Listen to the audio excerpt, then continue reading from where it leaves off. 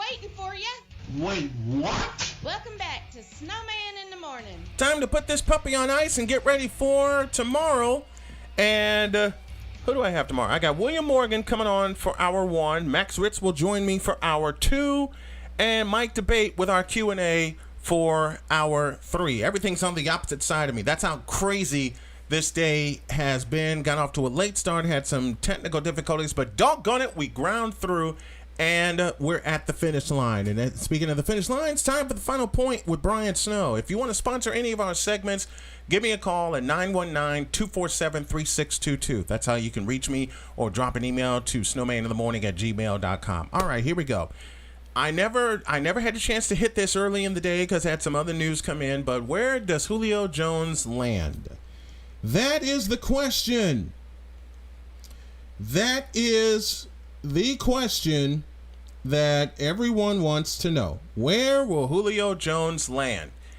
I have a very unpopular opinion, but my final point goes like this. Julio Jones goes nowhere.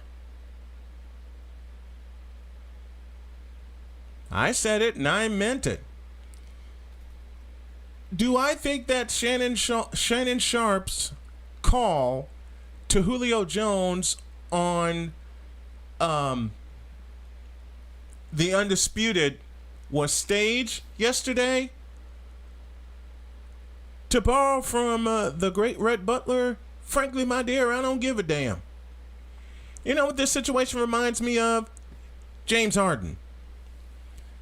James Harden quit on his team. Let me say that again for those of you up in the cheap seats.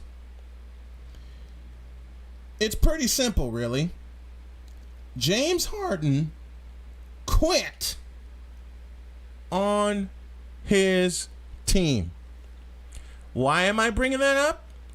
Because with Julio Jones' declaration of "I'm out of there" in reference to Atlanta, Julio Jones has essentially quit on his team. Which leads me to say, I hope and really, really pray that they don't acquiesce to him, that they don't let him go, that they don't send him to a contender, that they keep him and make him live out his contract or have him hold out and not get paid. For all the years that Julio Jones has given to the Atlanta Falcons and that the Atlanta Falcons have given to him in terms of money, this happens. Really? If you were that dissatisfied with the Atlanta Falcons, and let me really hammer this point home because I want to be sure that y'all understand how I feel about James Harden and Kyrie Irving, Aaron Rodgers, and others quitting on their team. Julio Jones has essentially quit on his team, and I hope the Atlanta brass backs all the way off and goes silent and does nothing. Why, you ask? You signed a contract, Julio Jones. You are on the other side of 32 years old, Julio Jones. Yeah, you're a great talent. Don't get it twisted. You are a fabulous receiver. You're a fabulous receiver, but you're being a horrible teammate right now in saying that you're out of there, knowing that the Falcons want to compete and get back to where they were some 4 years ago, which was a Super Bowl in Houston. And now this happens?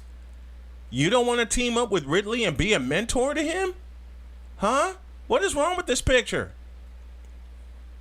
What is wrong with this picture? I mean, you're talking about the last receiver with a 300-yard gain. And yeah, they haven't been back and they've fallen on hard times, but at the same time, I'm old school and I believe in loyalty. And as much money as the Atlanta Falcons have given you, Julio Jones, I think you need to show a little bit more loyalty with a quarterback that's on the downside of his career in Matt Ryan, with a running back that has an arthritic knee in Todd Gurley, and I got the feeling he's going to be replaced before the season starts. Aside of Matt Ryan, they got to have an offensive captain, Julio Jones, and people were looking to you to be that offensive captain, Julio Jones, and now you're essentially walking out on the city of Atlanta, walking out on your team and saying, I quit. I can't do this anymore. And then you go ahead and name a quarterback you would like to play with in Cam Newton. I hate to inform you of this, Julio Jones, but you're not going to get the same production out of Cam Newton that you're going to get out of Matt Ryan. For the simplest of reasons, Cam Newton has been beat up, and as I've said on this show many times, he has not been right since Super Bowl 50. And given the fact that Cam Newton acted like a petulant child after he lost Super Bowl 50, do you think his mind's constitution has been right since then? I mean, yeah, in his shoes, that loss would have pissed me off, but it also would have made me more determined to get back to the big game. What happened to determination of athletes to get back to the big game with the team that drafted them? What's happened to that? It's gone by the wayside is what's happened. It's absolutely gone by the wayside. And I hate the fact that it's gone by the wayside so much and so often. What did the Houston Rockets do for James Harden? They acquiesced with him. They acquiesced to him, I beg your pardon, and then sent him off to Brooklyn where he wanted to go in the first place. He never wanted to go to Philadelphia. Are you kidding?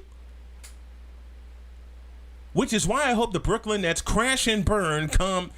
They're in the playoffs right now, so I'll correct my statement. Which is why I hope the Brooklyn Nets crash and burn before they get to the World Championship Series. And if any team besides the Los Angeles Lakers and the Brooklyn Nets make it to the finals, I will call it what it's supposed to be called. That's the NBA World Championship Series. It's not going to be called anything else as far as I'm concerned. But with these athletes that we have today, what has happened to loyalty? I know what's happened to loyalty. It's gone. That's why you have all these super teams forming in the NBA. The Philadelphia Eagles tried to form a super team and it backfired. And I wouldn't be surprised if this backfires. That he goes nowhere. That no one would want him. And I'm not saying there's not a team that wouldn't want him. Hell, a lot of teams would. But at the same time, who's going to take a receiver on the other side of 32 that's coming off of a few injuries